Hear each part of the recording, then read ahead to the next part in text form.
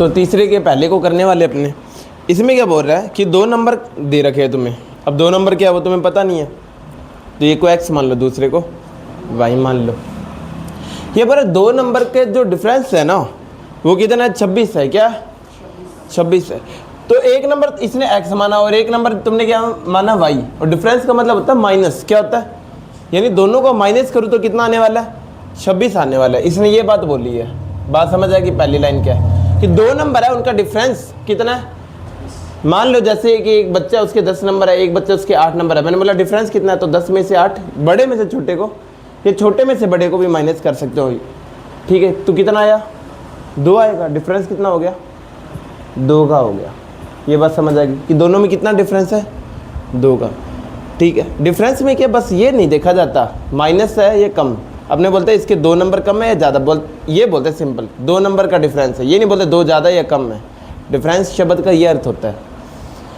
ठीक है, तो x माइनस वाई बराबर क्या आ गया, 26 आ गया। दूसरा ये बोल रहा है 1 number is 3 time the other, कि एक नंबर है ना, एक नंबर। अब तुम्हें पता लग रहा है ना x बड़ा है और y छोटा है, जब तो 26 आ रहा है।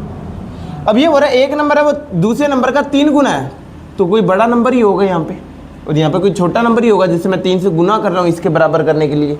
जैसे मैंने बोला कि एक के है 8 नंबर, ठीक है, और एक के मैंने बोला 2 नंबर है, तो मैं क्या करूँ, ये 2 इससे 8 के बराबर हो जाएगी। यहाँ पे 4 का गुना करूँगा, यानी ये वाला नंबर बड़ा और ये वाला छोटा है। तो इसने बोला एक नंबर है वो दूसरे नंबर का क्या 3 गुना है। ये बात समझ आ गई मैंने क्यों माना ये। अब ये बोला नंबर को फाइंड करो, तो इक्वेशन नंबर इससे 1 मान लो और इससे क्या मान लो, 2 मान लो। ये बात समझ आ गई। अब सोल्व करते हैं। अब मुझे दे ही रखा है, x की वैल्यू दे रखी है, तो मैं बोलूँ इक्वेशन 2 से x की वैल्यू 1 में रखने पर,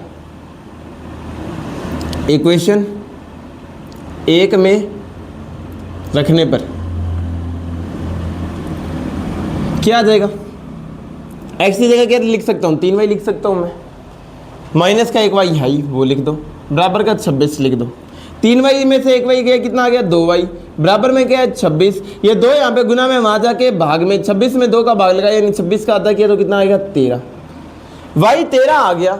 जब y 13 आ गया तो x कितना आ जाएगा, तो y की वैल्यू इक्वेशन 2 में रखने पर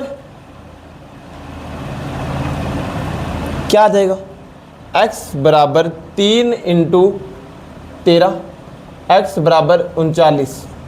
और तुम्हें पता लग रहा है ना 39 और 13 के बीच का डिफरेंस 26 है, और 39 है वो y का कितना गुना है, 3 गुना है। तो 2 नंबर मिल गए तुम्हें। ऐसे करना था ये पहला क्वेश्चन।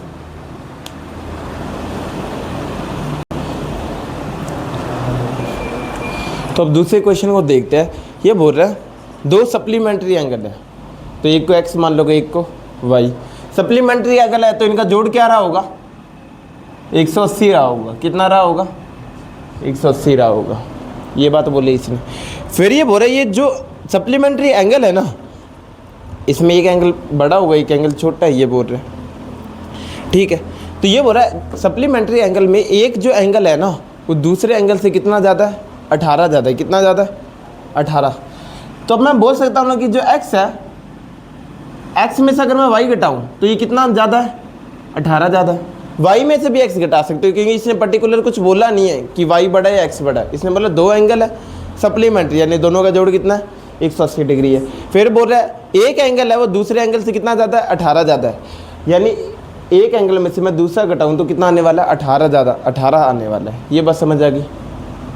कोई ऐसे भी क्वेश्चन बना सकता है कि एक एंगल है वो दूसरे एंगल का कितना ज़्यादा है, 18 ज़्यादा है। बात एक ही है, देखो दोनों सेम ही चीज़ है कि एक एंगल है वो दूसरे एंगल का कितना ज़्यादा है, 18 ज़्यादा यानी प्लस। तो कोई भी कुछ भी लिख दो, दोनों सेम ही तो है। ये अपने अपने तरीके है समझने की, कैसे भी समझ सकते हो ये चीज़। ये इक्वेशन बनेगी। ठीक है, इसे इक्वेशन में क्या मान लोगे 1, इसे क्या मान लोगे इक्वेशन नंबर 2 मान लोगे। तो इक्वेशन नंबर 1 और 2 का अपने सोल्व कर लेते हैं। अब मुझे इक्वेशन नंबर 2 ज़्यादा आसान लग रही है फिलहाल। 1 को भी ले सकते हो, इक्वेशन 1 ही लेंगे क्योंकि अपने इतनी देर 1 ही लेते हैं। इक्वेशन 1 से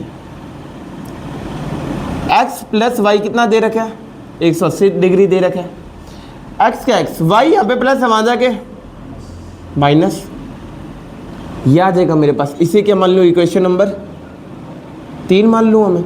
इक्वेशन नंबर 3 की वैल्यू 2 में रखने पर, 2 में रखने पर, अगर तुम 2 में रखते हो तो क्या आएगा बताना। अगर मैं ये वैल्यू 2 में रखता हूँ तो एक्स की जगह मैं लिखूंगा 180 माइनस वाई बराबर 18। ठीक है, 180 का 180 माइनस वाई और माइनस वाई, 2 माइनस वाई हो गए, 18 का 18। ये देखो ये 2 माइनस, यहाँ पे माइनस है, वहाँ जाके प्लस, और ये 18 यहाँ प्लस है, वहाँ जाके माइनस। यानी नंबर को एक साइड कर लो और वाई को एक साइड कर लो, तो मैं बोल सकता हूँ यहाँ पे 180 माइनस 18, ये 18 यहाँ लिया और ये वाई वाला यहाँ ले गया मैं, 2 वाई। ठीक है, 180 में से 18 गई, कितने बचेंगे, 162 बचेंगे, 2 वाई। अब मैं इसे उल्टा करके भी लिख सकता हूँ, कोई फ़र्क पड़ता नहीं है, मैंने तुम्हें पहले ही बता रखा है। ठीक है, ये 2 यहाँ पे गुना में वाजा के भाग में, 162 में 2 का भाग लगाओ, कितना आ जाएगा, 81 आ जाएगा। कितना आ जाएगा, 81 आ जाएगा। अब एक 81 है तो दूसरा तुम्हें पता लग रहा है ना, दोनों का जोड़ कितना होना चाहिए, 180, तो दूसरा 99 रहा होगा, और वो भी कर लेते हैं। तो y की वैल्यू इक्वेशन 3 में रखने पर, y की वैल्यू इक्वेशन 3 में रखने पर, अब मैं रखता हूँ यहाँ पे, तो x बराबर 180 माइनस y कितना है, 81 है, 81 घटा दो, कितना आ जाएगा, 99। तो x कितना बच्चों, 99 है। ठीक है, बस ये ध्यान रखना, सप्लीमेंट्री एंगल का मतलब क्या, 2 एंगल हो और दोनों का जोड़ 180 हो। कॉम्प्लीमेंट्री शब्द आ जाए तो दोनों का जोड़ कितना होना चाहिए, 90 होना चाहिए।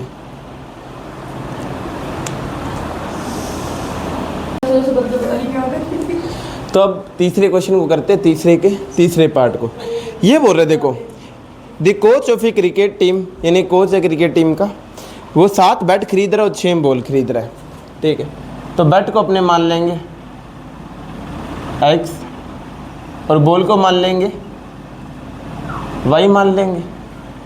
ठीक है, तो ये बोल रहा है 7 तो इसने खरीदे बैट और 6 बॉल खरीदी, और कितने रुपए लगे उसके, 3800 रुपये लगे। तो 7 बैट है यानी x और 6 बॉल है, और इनके कितने रुपए लगे हैं, 3800 रुपये लगे हैं दोनों के मिला के। ठीक है, सही तो है। अरे यार बॉलिंग का वो यार है क्या ना, देख रहा था मैं, तुम्हें स्पेलिंग आते ही नहीं आते। ठीक है, तुम कमज़ोर नहीं हो, होशियार हो। वैसे लिखोगे क्या, बैट की कॉस्ट और यहाँ पे बॉल की कॉस्ट लिखोगे अगर सही से लिखना है तो। ठीक है पूरा, तो ये दे रखो, 7 तो बॉल थी, 7 बैट थे, तो बैट की कॉस्ट 7 वाई आ जाएगी। एक बॉल वाई रुपए की थी, 6 बॉल कितने की हो जाएगी, 6 वाई की हो जाएगी। यहाँ पे कॉस्ट लिखिए, ये बैट की कॉस्ट पूरी लाइन लिखोगे तुम, दोनों का जोड़ किया तो कितना आ गया, 3800 आ गया। ये बात समझ आ गई। दूसरा ये बोल रहा है बाद में, ठीक है, बाद में वो बाय करती है, 3 बैट खरीदती है, वो कितने, 3 बैट खरीदती है, यानी एक बैट की कीमत x है तो 3 की कितनी हो जाएगी, 3x हो जाएगी। ठीक है, और वो 5 बॉल खरीदती है, एक बॉल की कीमत y है। ठीक है, तो 5 की कितनी हो जाएगी, 5 y हो जाएगी, और दोनों का मिला के खर्चा कितना है उसका, 1750 रुपये। तो बोल रहा है बैट और बॉल की कीमत बताओ, यानी x और y बताओ। तो एक को इक्वेशन 1 मान लो, एक को इक्वेशन 2 मान लो। ठीक है, इक्वेशन 1 से अपने करते हैं, इक्वेशन 1 से। ठीक, तो 7x का 7x प्लस का 6y बराबर कितना दे रखे, 3800 दे रखे। ये 7x का 7x आ गई, 6y है प्लस है, वहाँ जाके माइनस हो जाएगा, तो माइनस का 6y आ गया। ये 7 यहाँ पे गुना में, वहाँ जाके भाग में, तो 3800 माइनस का 6y अपॉन में 7, ये आई है x की वैल्यू। इसी इक्वेशन नंबर क्या मान लोगे, 3 मान लोगे। ये बात समझ आ गई। इसके बाद क्या करोगे देखना, जो भी अपने पास इक्वेशन नंबर 3 से x की वैल्यू आएगी वो 2 में रख दोगे इक्वेशन। ठीक है, 3 से x की वैल्यू इक्वेशन 2 में रखने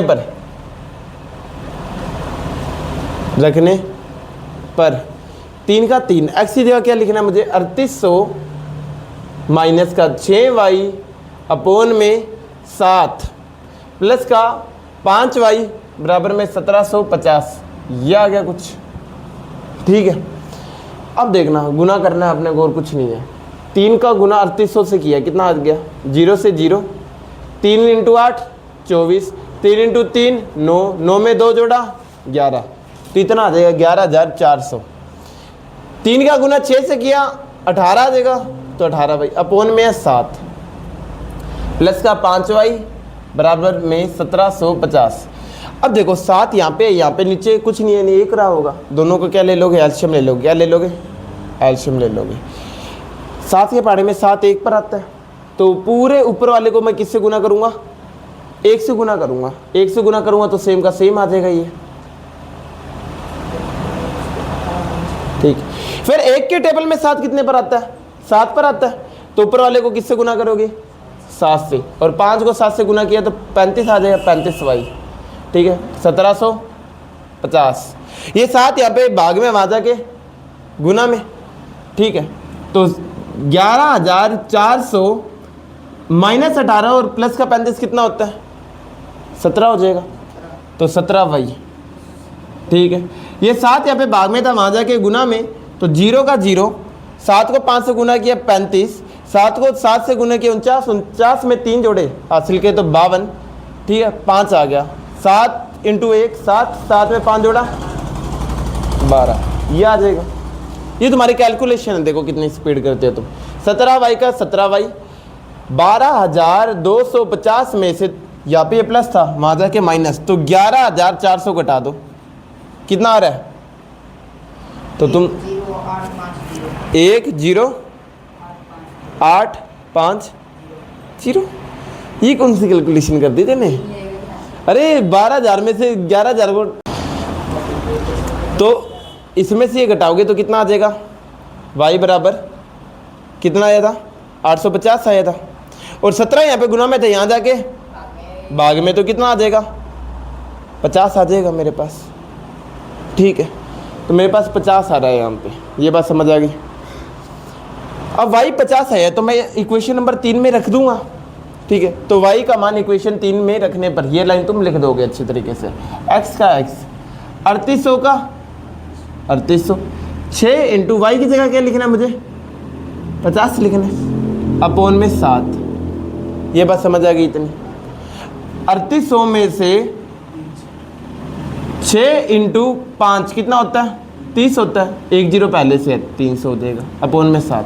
3800 में से 300 हो गई, कितना आ जाएगा, 3500, और 3500 में 7 का डिवाइड किया तो कितना आ जाएगा तुम्हारे पास, 500, यानी x कितना है मेरे पास, 500 है। और ये तुम्हें सही देखना है कि सही है या गलत है, तो तुम चेक भी कर सकते हो कि 7 को 500 से गुना किया 3500 हो जाएगा, और 6 को 50 से गुना किया 300 हो जाएगा, दोनों का जोड़ कितना हो रहा है, 3800। तो मैंने जो किया है वो क्या सही है। इस तरीके से क्वेश्चन को तुम्हें करना है, थोड़ी कैलकुलेशन अच्छी रखना और हो जाएगा तुम्हारा ये क्वेश्चन। अब अगले को समझते हैं इसमें।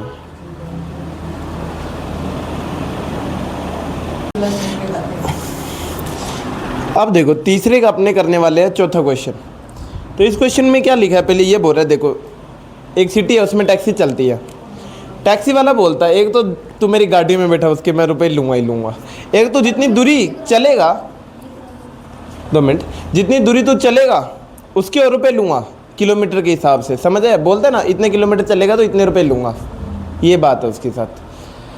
तो ये क्या बोल रहा है, देखो क्वेश्चन कि एक नगर में एक टैक्सी के भाड़े में एक नियत भाड़े के अतिरिक्त चली गई दूरी पर भाड़ा सम्मिलित किया जाता है, यानी तुम्हें टैक्सी में बैठा इसलिए तो रुपए लूँगा ही, और तू आगे कितना चलता है उसके हिसाब से पर किलोमीटर के हिसाब से तुझसे रुपये लूँगा, ये बात समझ आ गई। तो एक बंदा है वो 10 किलोमीटर दूरी के लिए जो भाड़ा है वो 105 रुपये देता है। तो तुमने माना कि जो फिक्स भाड़ा है, जो फिक्स है, फिक्स चार्ज, वो तो तुमने मान लिया एक्स, नियत जो भाड़ा है वो एक्स मान लिया कि गाड़ी में बैठा है तो इतने रुपए तो लेगा मुझसे। फिर ये बोल रहा है पर किलोमीटर के भी रुपए ले रहा है, क्या ले रहा है, पर किलोमीटर के भी ये रुपए ले रहा है, पर किलोमीटर चार्ज ले रहा है, वो कितना दे रखा है तुम्हें, y दे रखा है। तो ये बोल रहा है तुम पहले 10, एक बंदा था वो 10 किलोमीटर चला, कितना चला 10 किलोमीटर। तो देखो फिर उस पर क्या लगा होगा, फिक्स भाड़ा भी लगा होगा। और मैंने बोला 1 किलोमीटर पर y लगता है, तो 10 किलोमीटर पर कितने लगेंगे, 10 y लग जाएंगे, तो 10 y हो जाएगा। ये बात समझ आ गई। और किराया इन दोनों का मिला के हुआ किसका, कितना उनका, तो बोले 105 रुपये लगे। कितने रुपये लगे, 105 रुपये। ये बात समझ आएगी पहली इक्वेशन। दूसरी इक्वेशन क्या बोल रहा है देखना, ये बोल रहा है एक दूसरा बंदा था वो और बैठा, तो उसके पहले नियत भाड़ा लगेगा, इतना तो लगना ही लगना है कि तुम्हें टैक्सी में बैठा x रुपये लगे। फिर क्या, वो बंदा चला कितना, वो 15 किलोमीटर चला, 1 किलोमीटर के y रुपये लगते हैं, 15 के कितने लगेंगे, 15 वही लगेंगे। ये बात समझ आ गई। और दोनों के मिला के कितने रुपये हो गए थे, 155। कितने रुपये हो गए, 155। तो ये मेरी दूसरी इक्वेशन हो गई। तो अब ये क्या बोल रहा है देखना, ये बोल रहा है कि मुझे ये बताओ कि वो फिक्स भाड़ा क्या था कि तुम्हें टैक्सी में बैठा x क्या है, और ये बोल रहा है पर किलोमीटर का तुम्हारा किराया कितना, चार्ज यानी किराया, भाड़ा यानी किराया होता है, किराया कितना लगा वो बताओ, ठीक है, यानी y बताओ, ठीक है। और एक व्यक्ति है जो 25 किलोमीटर यात्रा करना चाहता है, उसे कितना भाड़ा देना पड़ेगा, तो वो बताना मुझे, उसका कितना चार्ज लगेगा, कितना किराया लगेगा, तो वो पूछ रहा है। पहले इन दोनों को सॉल्व करते हैं, अपने x और y की वैल्यू निकालते हैं। अब समझना, ये इक्वेशन 1 है, ये इक्वेशन 2 है। इक्वेशन 1 से x क्या, x आ गया, ये 10 y प्लस है, वो वहाँ जाके माइनस हो जाएगा, ये आ जाएगा मेरा x बराबर क्या आ गया, 105 अपॉन में माइनस का 10y। ये इक्वेशन नंबर क्या आ गई मेरे पास, 3 आ गई। ये बात समझ आ गई। अब जो भी मेरे पास x की वैल्यू आई है, तो x का मान या x की वैल्यू इक्वेशन नंबर 2 में रखने पर,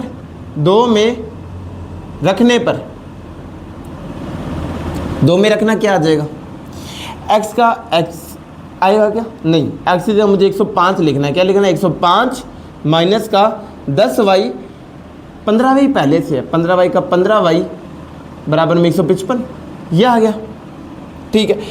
105 यहाँ पे प्लस में, वहाँ जाके माइनस में, ये 10y माइनस का, ये 15y प्लस का, कितना बचा, 5y बचेगा, तो 5y का 5y, ये 105 यहाँ प्लस है, वहाँ जाके माइनस, तो 155 में से 105 ये कितना आ जाएगा, 50 आ जाएगा। यानी 5y है वो किसके बराबर है, जो 5y है वो किसके बराबर आ रहा है, 50 के आ रहा है, तो 1y किसके बराबर आ जाएगा, 10 के आ जाएगा।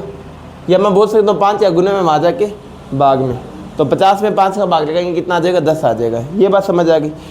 उसके बाद में देखना, ये इक्वेशन नंबर, अब मेरे जो भी y की वैल्यू आई है वो मैं किस में रख रहा हूँ, इक्वेशन नंबर 3 में रख के आया हूँ अभी तक, 3 में। तो y की वैल्यू इक्वेशन 3 में रखने पर,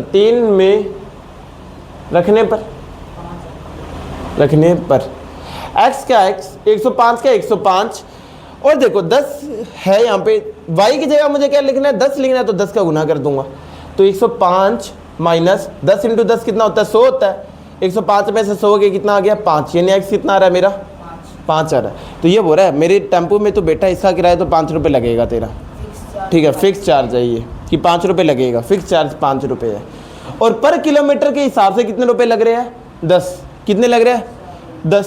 तो अब ये पूछ रहा था, अब इसने मुझसे पूछा क्या, इसने मुझसे पूछा कि एक बंदा था वो टैक्सी में बैठा, अब एक और नया बंदा वो टैक्सी में बैठा, और वो कितने किलोमीटर चलता है, वो 25 किलोमीटर चलता है, तो फिक्स भाड़ा लग।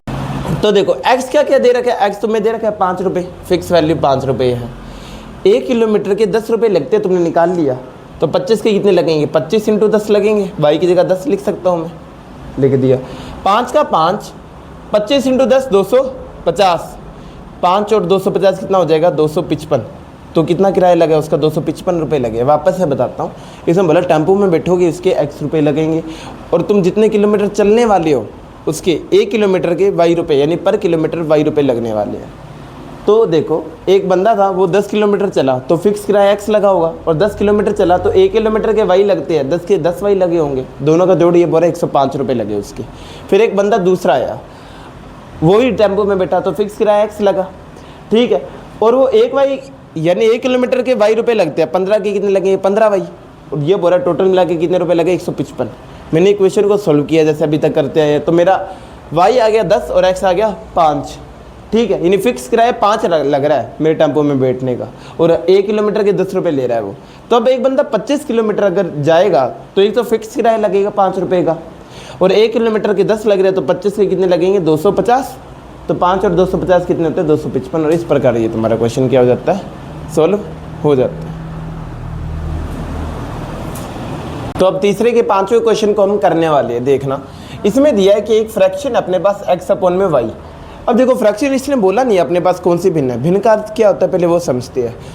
भिन्न का मतलब एक डंडी होगी, डंडी के ऊपर एक नंबर लिखा होगा और डंडी के नीचे एक नंबर लिखा होगा। समझ आएगी ये बात, यानी भाग का निशान और भाग के ऊपर एक नंबर और भाग के निशान के नीचे एक नंबर, अगर ऐसा कुछ लिखा हो तो इसे फ्रैक्शन कहते हैं या भिन्न कहते हैं। अब यहाँ पे तो नंबर अपने को बता नहीं रखी, तो एक जगह अपने x मान लेंगे डंडी के ऊपर वाले नंबर को, डंडी के नीचे वाले नंबर को y मान लेंगे, तो ये अपनी फ्रैक्शन है। ऊपर वाले को अपने अंश कहते हैं बच्चों और नीचे वाले को अपने हर कहते हैं। ठीक है, तो बच्चों क्वेश्चन क्या है, ये बोल रहा है कि अंश आपके पास और ये क्या है हर। अगर अंश में कितना जोड़ा जाए 2 जोड़ा जाए और हर में कितना जोड़ा जाए 2 जोड़ा जाए, तो ये बोल रहा है ये जो फ्रैक्शन है ना, ये जो भिन्न है, ये कितनी बन जाती है 9 अपॉन में 11 बन जाते हैं। ये बात समझ आ गई। तो इस बात को अब समझते हैं, यहाँ से मुझे इक्वेशन बनानी पड़ेगी, इक्वेशन बनाना सीखते हैं।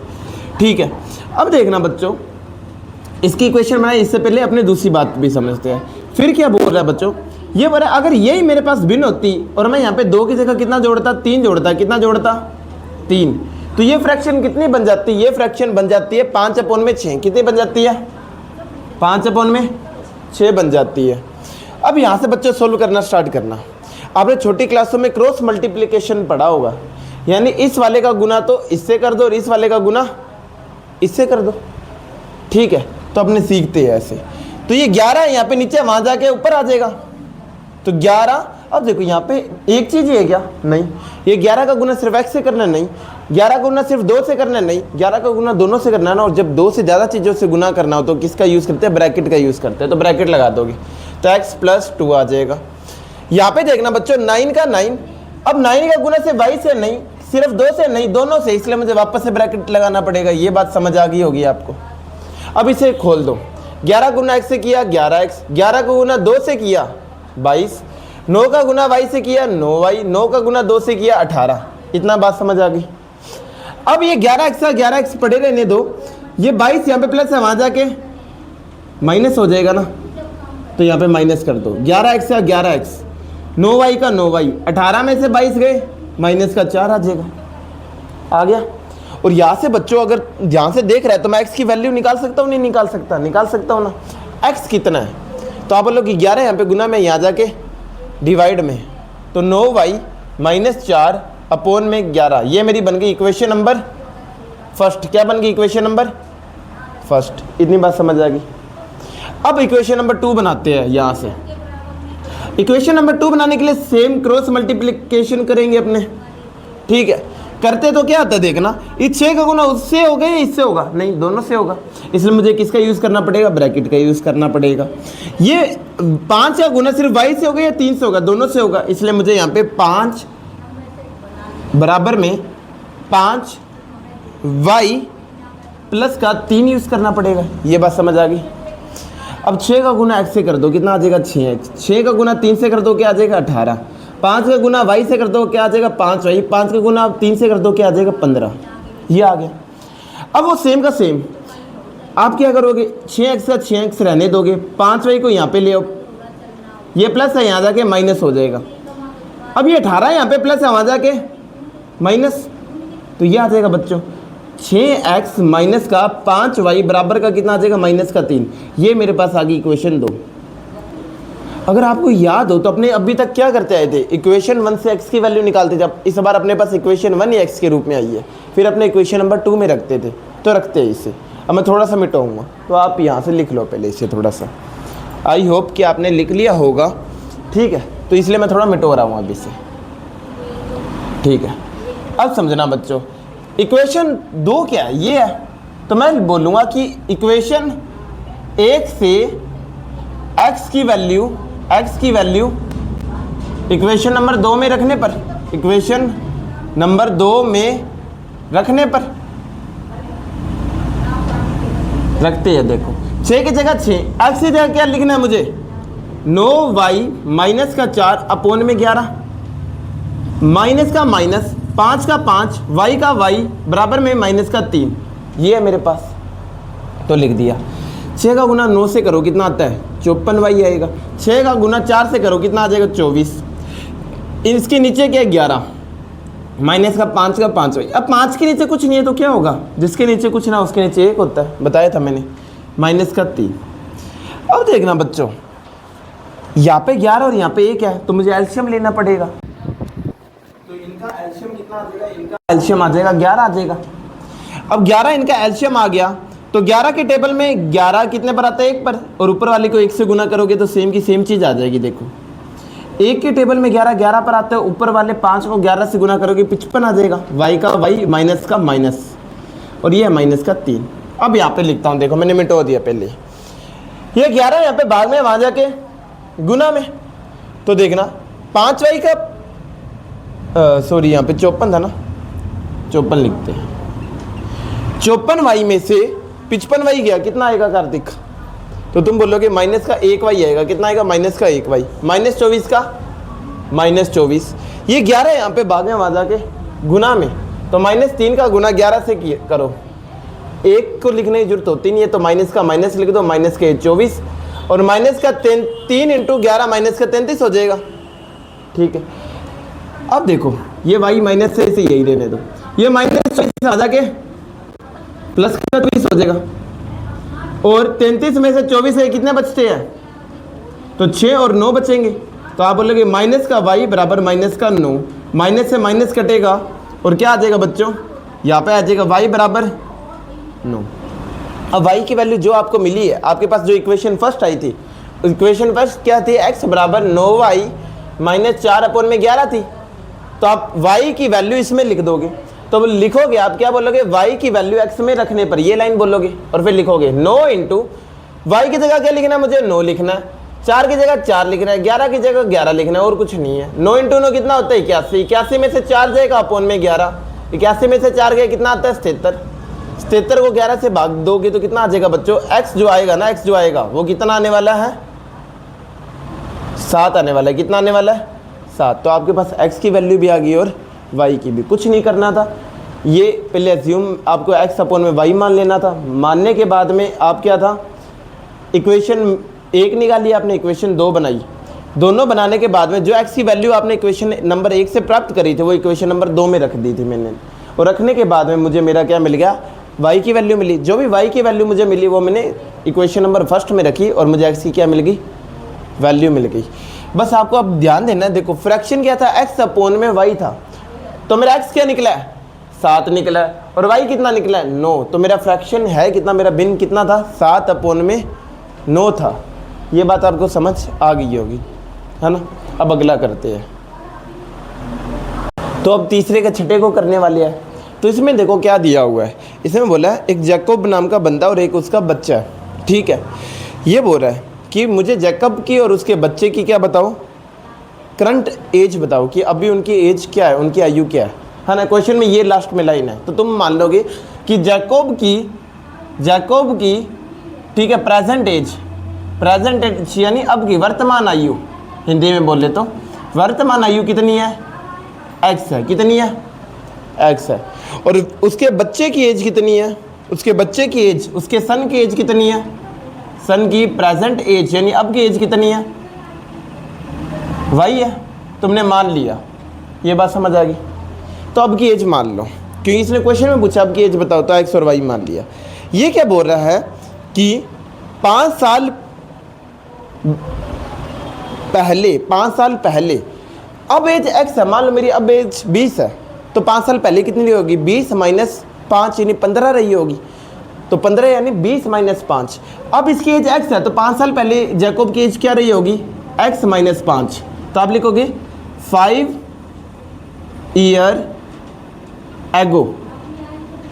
एगो, 5 साल पहले जैकब की एज क्या रही होगी, x माइनस 5 रही होगी, और बच्चे की एज भी तो 5 साल कम ही रही होगी।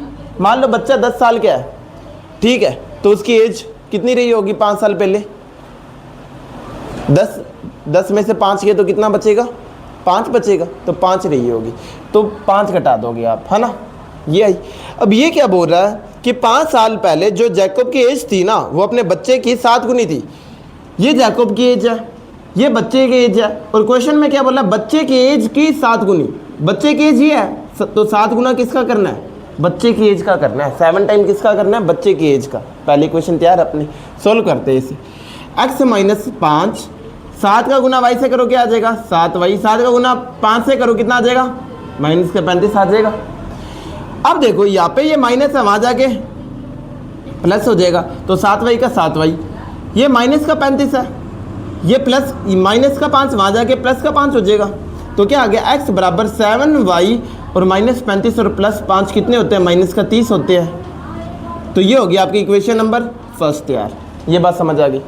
अब दूसरा क्या बोल रहा है देखना, कि 5 साल बाद में 5 years hence, 5 साल बाद में, अब मेरी एज 20 है, तो 5 साल बाद में कितनी हो जाएगी, 20 प्लस 5 25 साल हो जाएगी। और बच्चे की एज 10 थी, तो 5 साल बाद उसकी क्या हो जाएगी, 10 प्लस 5।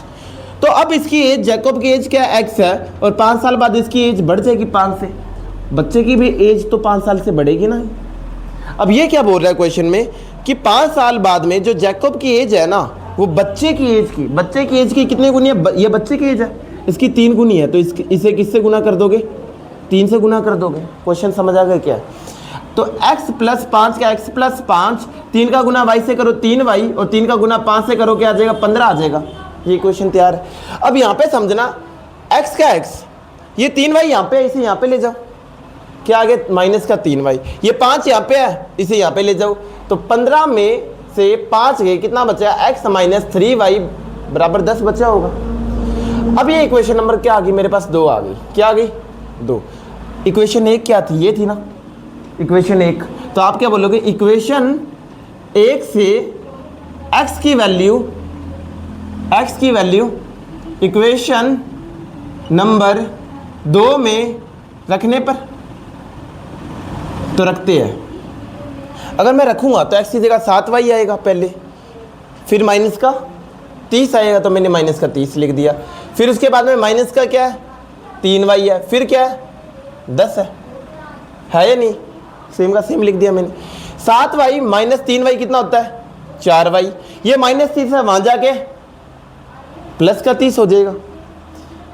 4y का 4y, 10 और 30 कितने होते हैं, 40।